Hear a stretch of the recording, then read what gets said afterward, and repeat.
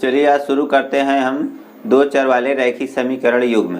तो दो चर वाले रैखिक समीकरण युग्म को हल करने के लिए आपको पहले एक चर वाला रैखिक समीकरण युग्म का जो हल होता है उसके बारे में आपको जानकारी होना चाहिए। तो एक चर वाले रैखिक समीकरणों के बारे में आप लोग छोटी क्लासों में पढ़े होंगे, लेकिन अगर किसी को कुछ समस्या होती हो तो हम थोड़ा उसके बारे में बता दे रहे हैं, जिससे आपको आगे चल कर के समस्या ना हो। क्योंकि दो चर तभी आएगा जब आपको एक चर हल करने में समस्या न होती हो। तो एक चर के कुछ उदाहरण हम बता दे रहे हैं जिससे आपको कुछ आसानी हो जाए। इसके बेसिक चीज़ें क्या हैं, बेसिक चीज़ें आपको समझ में आ जाएगी अच्छी तरह से। एक चर वाले रैखिक समीकरण। एक चर वाले रैखिक समीकरण क्या होते हैं? जिसमें एक चर होता हो, जैसे X Y Z A B C D क्या होता है? चर होता है। अंक अचर होते हैं, जैसे 2 3 4 5 20 22 100, ये सब क्या होते हैं? अंक होते हैं, अचर होते हैं। तो समीकरण हमेशा चर और अचर से मिलकर के बनता है। तो इसमें इसका मानक रूप होता है एक चर वाले रैखिक समीकरण, इसका मानक रूप ए एक्स प्लस बी बराबर सी टाइप का होता है। यहाँ पर ए बी सी अचर है और यक्स जो है वो चर माना जाएगा। तो इस तरह से इसका फॉर्मेट होता है। अगर अंक में लिखा जाए तो हो जाएगा अंक में मान लीजिए 3x प्लस 4y 4 बराबर 5, 3x प्लस 4 बराबर 5। इस टाइप से एक चर वाला रैखिक समीकरण होता है। एक चर मतलब इसमें यह क्या है? चर यक्स है। और दो चर वाले में तो दो चर में एक चर यक्स होगा, एक y होगा, या तो इसी टाइप के कोई अन्य हो सकते हैं। तो 3x प्लस 4 बराबर 5 ये रैखिक समीकरण के रूप का होता है। तो हम इसके लिए उदाहरण बता दे रहे हैं, इसके बेसिक चीजें जिससे समझ में आ जाए उदाहरण की सहायता से। 4x प्लस 3 बराबर 12 मान लीजिए समीकरण है, इसको हल करना है। तो समीकरण को हल करते समय आपको ये देखना है कौन चर है कौन अचर। तो चर अचर समझ लीजिए। यहाँ पर चर में एक्स वाई जेड ये सब क्या होते हैं? चर होते हैं। और अचर होता है अंक, जैसे 1 2 3 4 ये सब अचर होते हैं। तो इसमें देखिए चर अचर अचर, तो बराबर के इस पार चर रखा जाता है, बराबर के उस पार अचर रखा जाता है। ज़्यादातर यही प्रयास किया जाता है समीकरण को हल करते समय। तो आपको अगर मिक्सचर दिया रहता है तो उसको एक तरफ कर लेना चाहिए, जिससे जोड़ने घटाने में आसानी हो। तो चलो इसको देखिए, 4x बराबर 12 माइनस 3 इधर प्लस था उधर गया माइनस हो गया। पक्षांतर करते समय हमेशा चिन्ह बदल जाता है। अगर इधर प्लस है तो बराबर के उस पार जाएगा तो माइनस हो जाएगा, अगर इधर माइनस है तो उधर प्लस, और इधर गुणा है तो उधर भाग, और इधर भाग है तो उधर गुणा। मतलब बराबर के इस पार उस पार अगर आप कुछ करेंगे तो सीधा उसका चिन्ह बदल जाएगा। वो प्लस रहेगा तो माइनस हो जाएगा, और माइनस रहेगा तो प्लस हो जाएगा, और गुणा रहेगा तो भाग हो जाएगा, और भाग रहेगा तो गुणा। ये सब आप लोग जानते होंगे, तो इसको समझ लीजिए ठीक से। तो 4x बराबर 12 में 3 घटा 9 हो गया। अब देखिए यहाँ 4 का x में गुणा है, तो जब उधर जाएगा तो क्या होगा? भाग होगा। तो x बराबर 9/4, भाग मतलब बटे, तो बस ये तो कटेगा नहीं, इसका उत्तर यही होगा। और देख लीजिए एग्जाम्पल 2 में देखिए 3x/4 प्लस 5 बराबर 14। तो देखिए ये इस टाइप से अगर है तो हम अंक और अक्षर पहचानेंगे। तो अंक यहाँ देखिए 5 है, तो 5 को हम बराबर के उस पार कर देंगे क्योंकि अंक है। अंक को हमेशा दाहिनी तरफ ले जाने का प्रयास करना चाहिए और अक्षर को बाईं तरफ। तो यहाँ देखिए अंक है, अंक को हम उधर भेज देंगे, या अक्षर है तो इसको यहीं रोकेंगे, तब इसको हल करेंगे। 3x/4 बराबर 14 माइनस 5। देखिए यहाँ 5 का चिन्ह क्या था? प्लस था, ये उधर गया तो माइनस हो गया। इसके बाद 3x/4 बराबर 14 में से 5 घटेगा 9 हुआ। अब देखिए यहाँ 3x में 4 का भाग है, मतलब x में 4 का भाग है, तो जब उधर जाएगा तो क्या होगा? गुणा हो जाएगा। इसको लिखेंगे 3x बराबर 9 गुणे 4। या इसको ऐसे लिख सकते हैं, तिरछा गुणा का चिन्ह लगा देंगे तो 4 9 36 हो जाएगा। 3x बराबर 36, तब x बराबर 36/3। देखिए 3 का x में गुणा है तो उधर गया तो भाग हो गया, तो इसको काट देंगे। 3 के 3, 3 के 3 दूनी 6, 12, तो x बराबर 12। तो देख रहे हैं ना, x का मान आ गया। तो एक चर वाला रैखिक समीकरण है। समीकरण जितनी चर वाला होता है उसको हल करने के लिए उतने समीकरण की जरूरत होती है। एक चर वाला रैखिक समीकरण है तो एक ही समीकरण से इसके हल प्राप्त हो जाते हैं। अगर समीकरण 2 चर वाला है तो उसके लिए आपको पूरा हल करने के लिए 2 समीकरण की आवश्यकता होगी, समीकरण 1 और समीकरण 2। एक से x का मान आ जाएगा, दूसरे से y का मान आ जाएगा, तो x y दोनों का मान आ गया। यहाँ पर देखिए एक ही समीकरण से काम चल जाता है। तो अगर आपको 2 चर वाला लगाना है तो उसके लिए 2 समीकरण की जरूरत पड़ेगी। तो एक वाला तो समझ में आ गया, क्या और कुछ उदाहरण बता दें? चलिए एक आठ और बता देते हैं। 3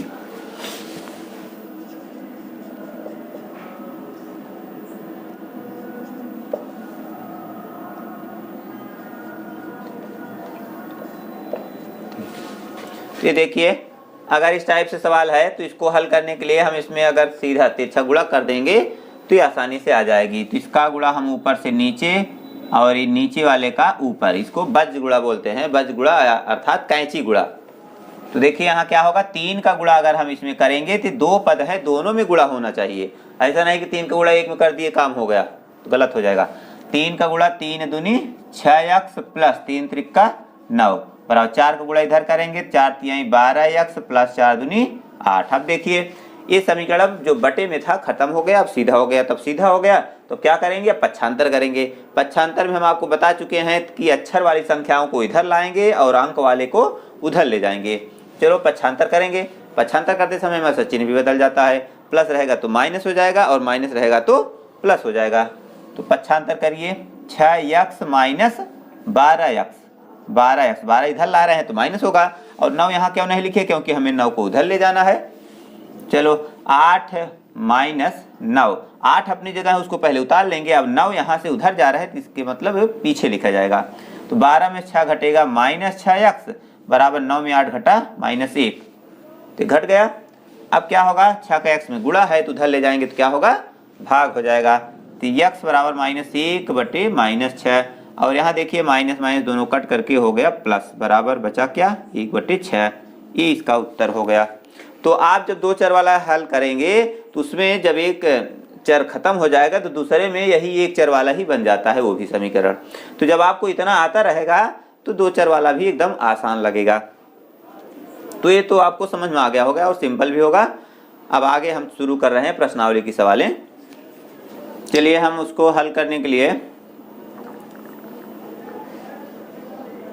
चलिए इस समीकरण को हल करने के लिए हम ग्राफ बेस द्वारा इसको हल करेंगे। तो यहाँ दिया है, ग्राफ द्वारा जांच कीजिए कि समीकरण युग्म में x प्लस 3y बराबर 6 तथा 2x माइनस 3y बराबर 12 संगत हैं। यदि ऐसा है तो उन्हें ग्राफ द्वारा हल कीजिए। तो इसको देखिए, समीकरण को हल करने की यहाँ पर आपको कुल 4 विधियाँ पढ़ना है। समीकरण हल करने की कुल 4 विधियाँ हल करना है। पहला है ग्राफ विधि, और दूसरा है विलोपन विधि, तीसरा प्रतिस्थापन विधि, और चौथा है बीजगुणन विधि। तो सभी विधियों को आपको पढ़ना होगा।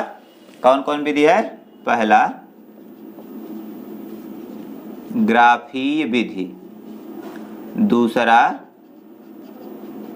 विलोपन विधि, और तीसरा है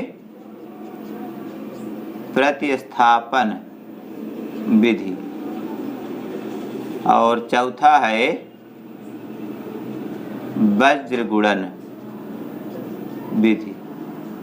इन चारों विधियों को आपको बारी बारी से पढ़ना है।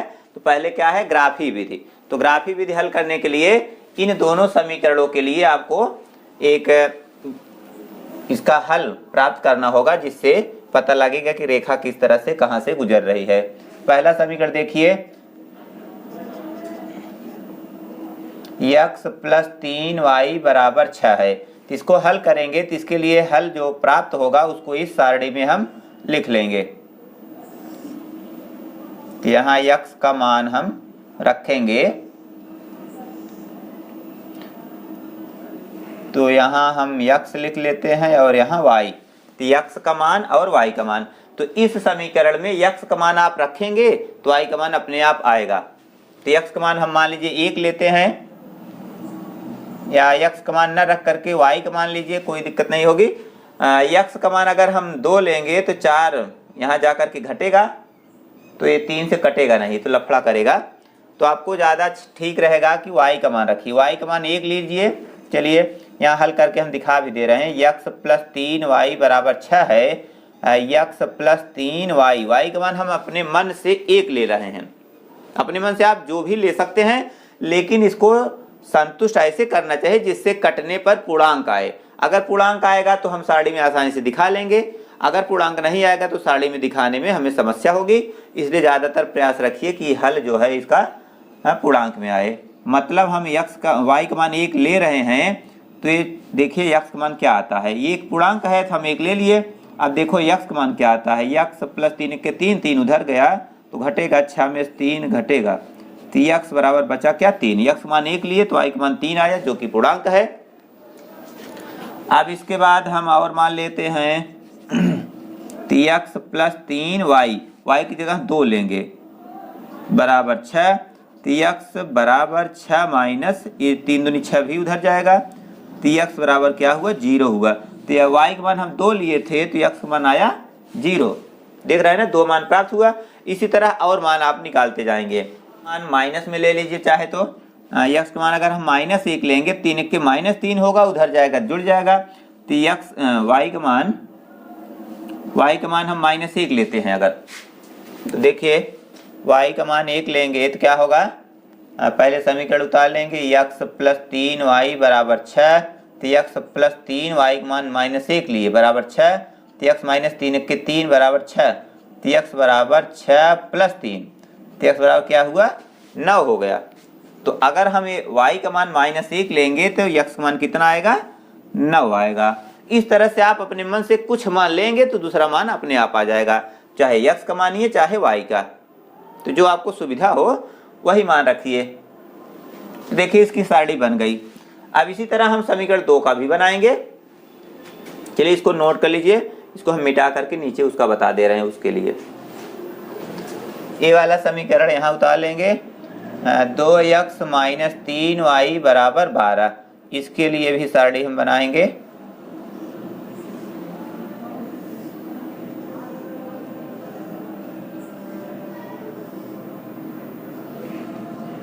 x बराबर y बराबर, चलिए इसमें हम मान रखेंगे कुछ। x का मान 2 लीजिए, तो 2 1 के 2 1 लेंगे, 2 1 के 2, 12 में से 2 घटेगा तो ये 10 हो जाएगा। 10 में जो है 3 से नहीं कट रहा है, इसको और कोई मान लीजिए 3, 2 लेंगे, 2 दूना 4, 12 में से 4 घटेगा, 8 नहीं कटेगा। तो x का मान हम अपने मन से ले रहे हैं 3, तो 3 दूनी 6 माइनस 3y बराबर 12, तो -3y बराबर 12 माइनस 6 माइनस 3y बराबर 6, तो y बराबर -6/3, तो y बराबर -2, तो इसका मान आया -2। देख रहे हैं ना, ये आपको मौखिक करना होगा। जब हल करना शुरू कर देंगे तो आपको ये सब मौखिक आने लगेगा, अपने आप हो जाएगा। तो बहुत ज़्यादा लिखने की जरूरत नहीं है, हमें पहला उदाहरण है इसलिए यहाँ हल करके बता दे रहे हैं कि इसका मान कैसे प्राप्त होता है।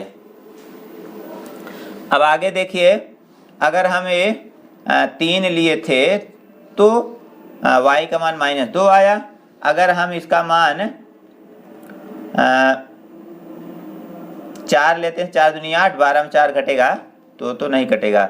5 लेंगे, 5 दूनी 10 नहीं कटेगा। 6 दूनी 12, 12 6 ले सकते हैं, तो x मान 6 लेंगे, 6 दूनी 12, 12 उधर गया, 12 में 12 0 हो गया, 0 ये 0 आ जाएगा। इसके बाद और कुछ मान लीजिए, हम माइनस में लेंगे। अगर -3, 3 दूनी 6, -6 उधर जाएगा तो +6 हो जाएगा, तो मतलब है 12 6 18, 3 6 18, तो -6 आएगा। देख रहे हैं ना, -6 आया।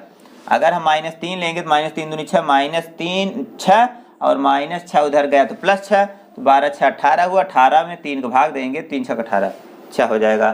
तो देखिए इसका भी मान प्राप्त हो गया। अब क्या करेंगे, अब इन्हीं मानों को आप एक सारणी बना करके उस पर प्रदर्शित करिए ग्राफ।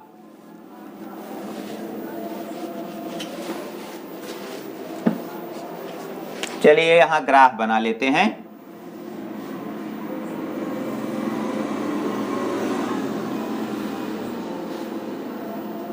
यहाँ ये x अक्ष है और ये x डैश, ये y है और ये y डैश। तो यहाँ पर आपको गिनती लिख देना है, इधर माइनस में, इधर प्लस में, इधर प्लस में और इधर माइनस में। 1 2 3 4 5 6 7 8। 1 2 3 4 5 6 7 8। इधर माइनस में -1 -2 -3 -4 -5 -6 -7 और -8। एक संख्या देखिए 9 है, तो आपको इधर 9 तक जाना पड़ेगा। एक थोड़ा बढ़ा लेते हैं, क्योंकि जो इसमें अधिकतम अंक होगा उतने तक आपको जाना पड़ेगा। 9 यहाँ अधिकतम अंक देखिए, पूरे सारणी में सबसे बड़ा अंक 9 है, तो इसका मतलब इसमें 9 तक की आपको जरूरत पड़ेगी। यहाँ 1 2 3 4 5 6 7 8। 1 2 3 4, इधर माइनस में रहेगा 5 6 7 8 और ये हम 9 भी कर सकते हैं। चलिए सारणी बन गई। अब आपको इसमें प्रदर्शित करना है। तो x का मान 3, y का मान 1 रखना है। तो x का मान 3 मतलब x अक्ष पर हम 3 अंक चलेंगे, y अक्ष पर 1 अंक। तो x अक्ष पर 3, y 1, तो यहाँ इसकी सीध में आएगा, यहाँ पर देख रहे हैं ना, 3 की सीध में और 1 की सीध में, तो एक बिंदु A होगा। इसका निर्देशांक क्या है? 3 और 1, 3, 1। ये बिंदु A है, मान लीजिए बिंदु A। इसी तरह x अक्ष पर 0, y अक्ष पर 2। x अक्ष पर 0, y अक्ष पर 2 यहाँ रहेगा। x अक्ष पर 0, y अक्ष पर 2, ये बिंदु A है, मान लो बिंदु B हो गया। इसका निर्देशांक क्या लिखेंगे? 0 2 0 2 और ये बिंदु B। और बिंदु C दिखाएंगे तो x अक्ष पर 9, y पर -1। x अक्ष पर 9, y पर -1, तो -1 यहाँ जा रहा है नीचे, ये यहाँ पर जाएगा, कम से कम ये बिंदु है। मान लो ये बिंदु C है, C का निर्देशांक क्या है? 9 और -1। तो आप देख रहे हैं एक सीधी रेखा बन रही है ना। तो समीकरण 1 जब हम बना रहे हैं तो इस पर जो हल प्राप्त होता है वो एक सीधी रेखा में ही हल होता है उसका, तो इसलिए इसको रैखिक समीकरण बोलते हैं। रैखिक समीकरण क्यों बोला जाता है? क्योंकि इसके जितने हल प्राप्त होते हैं वो एक सीधी रेखा में ही होते हैं। देख रहे हैं ना, ये 3 बिंदु प्राप्त हुई है और तीनों एक रेखा में दिखाई दे रहे हैं। अगर मान लो सीधी रेखा में नहीं है तो ग्राफ बनाते समय आप कहीं छोटा बड़ा कर दिए होंगे। जैसे देखिए इस खाने में छोटा है और ये थोड़ा बड़ा है, तो खाने की दूरी अगर आप बराबर रखेंगे तो एग्जैक्ट एक सीधी रेखा प्राप्त होगी, और इस खाने की दूरी आप अगर कम ज़्यादा करेंगे तो हल्का टेढ़ा मेढ़ा हो सकता है। तो ये काम जो है एक ग्राफ कॉपी पर होता है। ग्राफ कॉपी जो रूलर रहेगा उसमें गड़बड़ी की संभावना नहीं होती है। यहाँ तो भाई रूला है नहीं, तो यहाँ थोड़ा त्रुटि हो सकती है। तो देखिए एक सीधी रेखा फिर भी प्राप्त हो रही है, हम इसको मिला देते हैं और इसको आगे बढ़ा देंगे। तो यहाँ इसको देखिए इस तरह से जाएगा। इसका नाम हम बगल दे देते हैं B, और क्या था? 0 2। ठीक, एक रेखा प्राप्त हो गई समीकरण 1 के लिए, और इस रेखा का समीकरण यही रहेगा, क्या? x + 3y = 6। ये इस रेखा का समीकरण हो गया। अब इसका भी ऐसे बनाएंगे, तो x का मान 3, y पर -2, तो x पर 3, y पर -2, तो इसकी सीध में यहाँ जाएगा। देख रहे हैं ना, यहाँ एक बिंदु ये है 3 -2 और दूसरा बिंदु 6 0, तो x पर 6, y पर 0, तो x पर 6, y पर 0, तो इसका मतलब ये यही बिंदु है। तो देख रहे हैं ये रेखा इस तरह से जाएगी, और x पर -3, y पर 6, x पर -3 इधर है y पर -6, तो -6 इसकी सीध यहाँ जाएगी, 3 और 6 यहाँ पर लगभग ये बिंदु देख रहे हैं ना, ये भी एक सीधी रेखा में ही प्राप्त हो रहा है। तो इसको अगर हम मिलाएंगे तो एक सीधी रेखा प्राप्त होगी, लगभग यहीं जाएगा।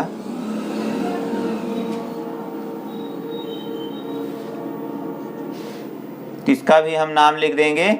यहाँ कौन बिंदु था? 3, 2, ये था 3 -2, मान लो बिंदु P है, और दूसरा 6, 0, तो 6, 0 यहाँ पर था, तो इसको लिख देंगे Q, 6, 0, और बिंदु A -3 -6, तो मान लीजिए PQR हो गया, R ये होगा -3 -6, तो सभी बिंदु मिल गया। और इस रेखा का समीकरण इसको लिख देंगे 2x - 3y = 12। तो इसका हल देख रहे हैं, यहाँ पर एक कटान बिंदु ये लगभग बिंदु 6, 0 पर कट रहा है, तो 6, 0 इसका हल होगा। समीकरण का हल 6, 0 अर्थात x = 6, y = 0, ये इसका आंसर होगा। देख रहे हैं ना, दोनों रेखाओं का कटान बिंदु ही उसका हल होता है। तो यहाँ हल्का रेखा तिरछी हो गई है, जाकर के इसी 6, 0 पर ही काटेगी। तो आपको इस अभ्यास में ज़्यादातर समीकरण को इस ग्राफ विधि से ही हल करना है। तो ग्राफ विधि आपको हल करने में कोई दिक्कत नहीं होगी, अगर आप ध्यान से समझ लेंगे तो बहुत कठिन नहीं है, थोड़ा लंबा स्टेप है और ये बनाने में आपको अच्छा नहीं लगेगा, फिर भी जब अभ्यास करेंगे तो ये समझ में आ जाएगा, बहुत कठिन नहीं है। ठीक है, तो आप लोग इस पर अभ्यास जरूर करेंगे, परीक्षा में 1-2 नंबर आ सकता है। देखिए प्रश्नावली 3A का पहला सवाल, आफताब अपनी पुत्री से कहता है 7 वर्ष पूर्व मैं तुमसे 7 गुनी आयु का था, अब से 3 वर्ष बाद मैं तुमसे केवल 3 गुनी आयु का रह जाऊंगा। इस स्थिति को बीजगणितीय एवं ग्राफी रूपों में व्यक्त कीजिए। ये NCERT की किताब में भी सवाल है। तो इसको आपको पहले समीकरण बनाना है, समीकरण बना करके तब उसको ग्राफ पर प्रदर्शित करना है। तो अभी तो समीकरण बना भी नहीं है, समीकरण आपको पहले बनाना है ये दिए गए संबंधों के आधार पर। आफताब अपनी पुत्री से कहता है 7 वर्ष पूर्व मैं तुमसे 7 गुनी आयु का था, तो 7 वर्ष पूर्व की बात कर रहा है, तो पहले इसका वर्तमान हमें मान लेना होगा। चलिए, माना आफताब की वर्तमान आयु x वर्ष तथा उसकी पुत्री की वर्तमान आयु y वर्ष है। क्यों? क्योंकि ये 2 चर वाला रैखिक समीकरण है, हम 2 चर मान सकते हैं। तो 7 वर्ष पूर्व, चलिए 7 वर्ष पूर्व का मान लेते हैं। अब क्या होगा, इसलिए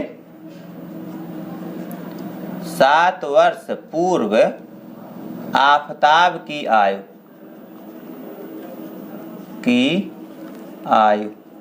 बराबर x - 7, पूर्व मतलब पीछे।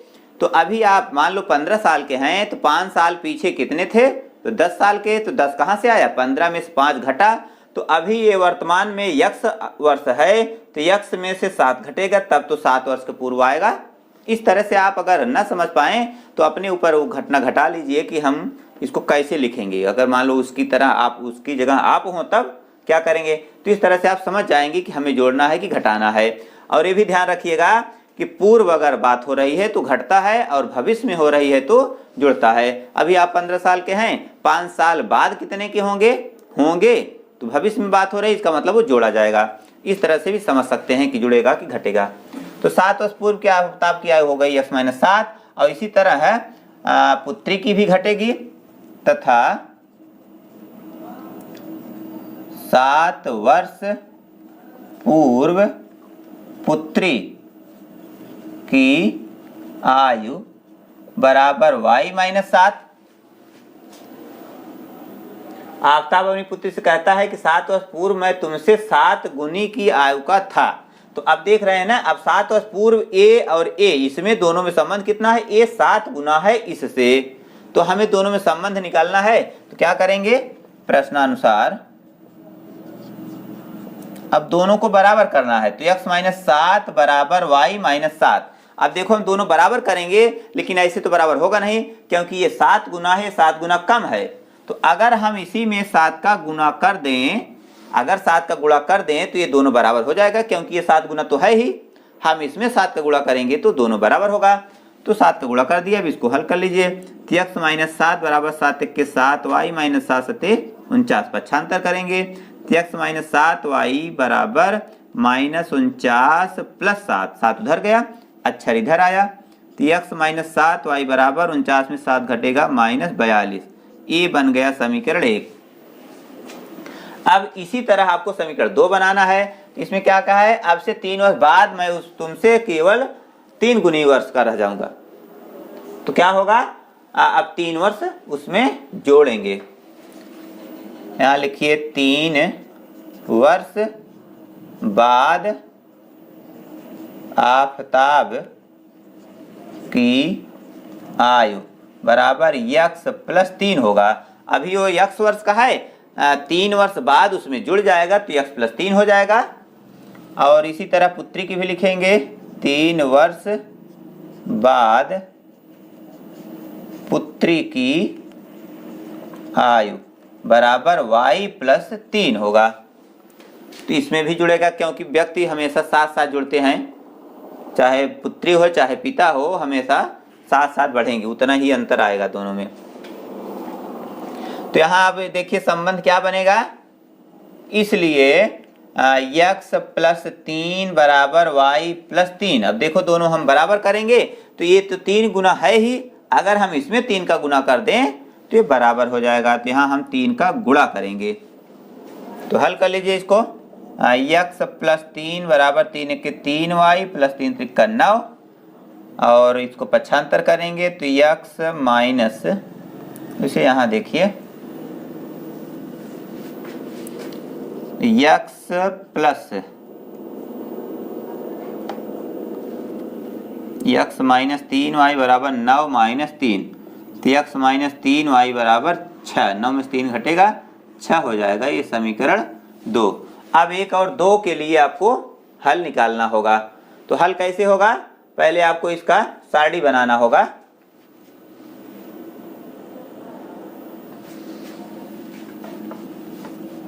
सारणी इसके लिए हम यहां बना लेंगे।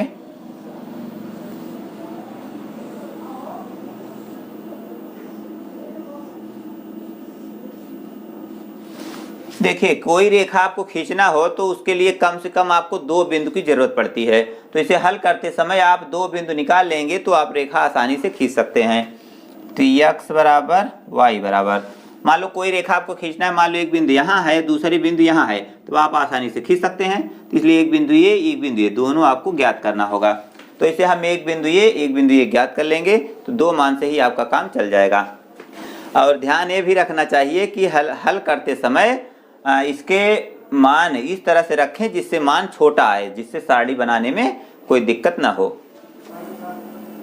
तो y का मान अगर 5 लिया जाए, 5 सते 35, 35 उधर जाएगा, 42 में से 35 घटेगा तो बचेगा माइनस 7, तो एक मान प्राप्त हो गया। और इसके बाद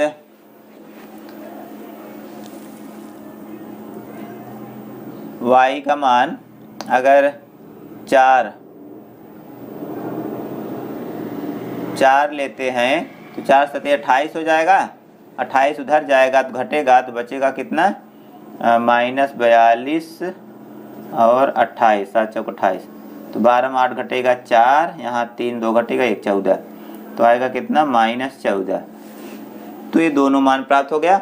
इसी तरह इसको भी ज्ञात कर लेंगे। तो यहाँ पर हम y का मान अगर 1 लेंगे, -1, y का मान -1, तो माइनस माइनस प्लस 3 हो जाएगा, तो उधर जाएगा तो घटेगा, तो 6 में 3 घटेगा तो बचेगा 3। इसके बाद y का मान लीजिए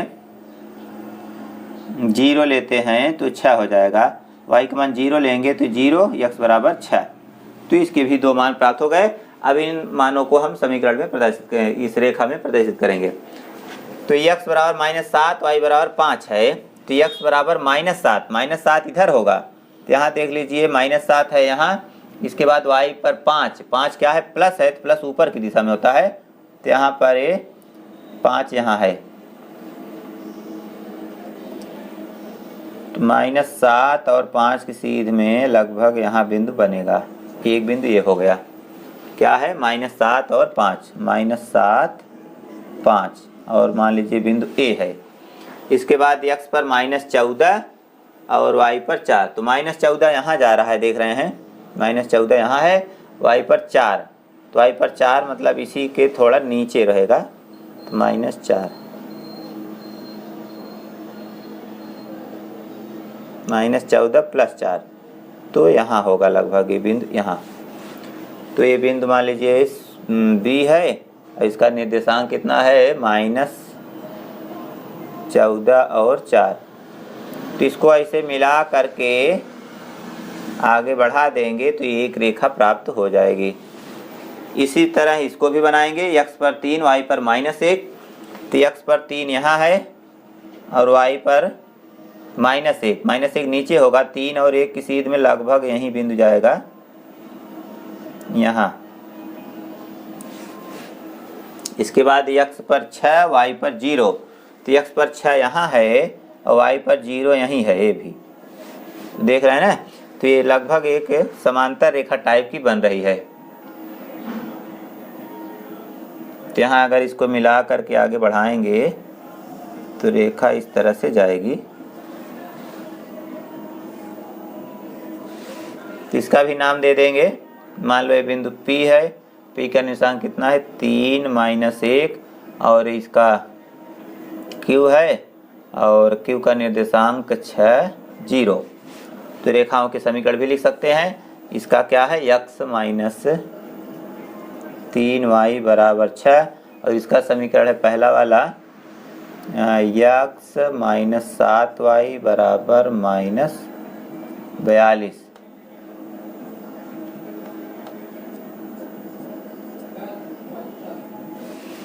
ठीक, तो ये आपको समझ में आ गया होगा कैसे काम किया जाता है, सब एकदम आसानी समझ में आ गया। एक उदाहरण बताए थे, एक सवाल भी बताए हैं, तो इस तरह से आप लोग आसानी से पूरी सवालें हल कर सकते हैं। तो आशा है कि वीडियो आपको पसंद आया होगा और समझ में भी आया होगा। तो आज के लिए बस इतना ही, फिर मिलेंगे एक नए वीडियो में, तब तक के लिए goodbye, thanks for watching.